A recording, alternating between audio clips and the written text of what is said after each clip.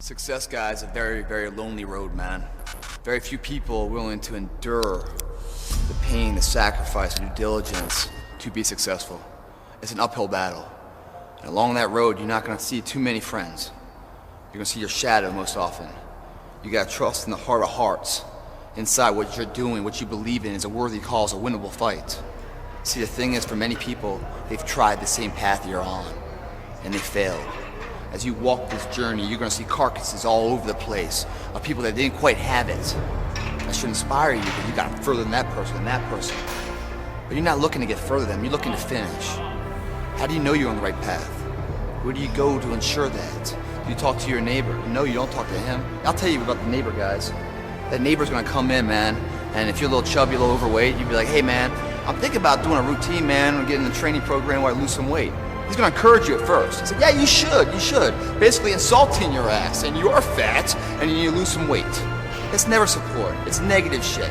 Oh, you should lose some weight. So then you take his advice, and you start training, you start doing something, you start to get in shape a little bit, maybe at his level.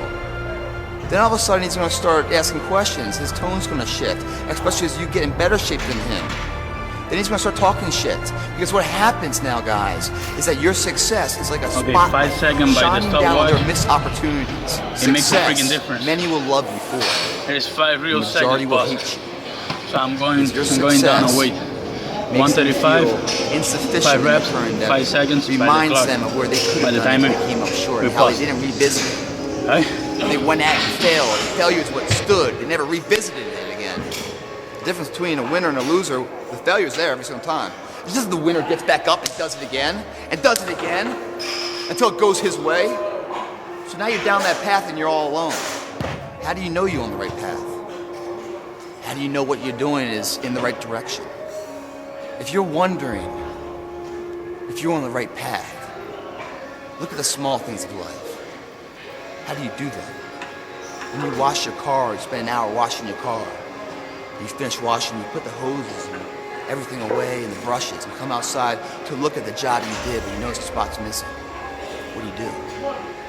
Do you re-grab the hose and pull it all out and finish the job right, or do you say, you know, it's good enough? That's good enough. So the thing about good enough is we don't know if it's enough. Until the nth hour, the final hour, and everything's on the line. That's when we find out if it is enough. And if we come up short, man, doesn't that suck? I promise you guys, if today you never say good enough, tomorrow you'll always have enough. What I'm saying is the character of who you are. It's not the title that makes you, it's not the success that makes you. The character defines the success, defines the fame, and it starts right there. Championships aren't won in the theater of the arena.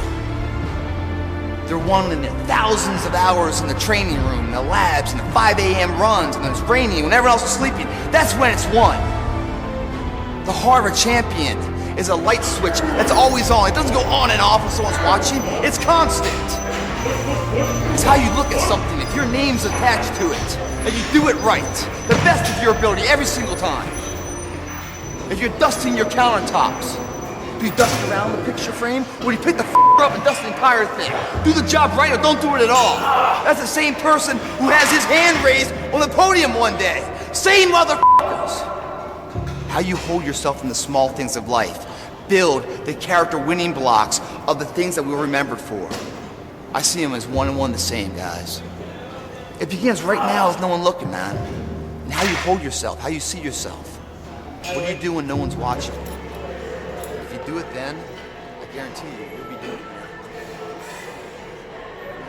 now. Stay true to the course when that course could be 5 years, 10 years. How do you stay true to the path, man?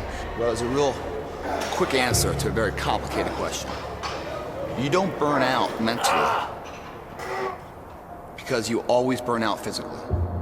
When you guys burn out physically, you push your current limitations to a new barrier, do you not? You hit failure and you go beyond. You force your body to create a demand to grow even more. By burning out physically, you ensure that you grow physically. If you don't burn out physically, then even though you go to the gym, you put your time in there, you check the box, yeah, I went to the gym, man, all good. You come back around, you look in the mirror, man, I'm not seeing anything, I'm not seeing any changes. No. Well, because you haven't pushed yourself for your body to have a reason to change. If I gave a valiant effort to something, day in, day out, I saw no change, I'd probably quit too. But the reason why you're quitting, man, the reason why mentally you're burning out, is because you're not burning out physically. It's a mind-body connection of invincibility when you sync them up, guys. Every transformation always gets worse before it gets better.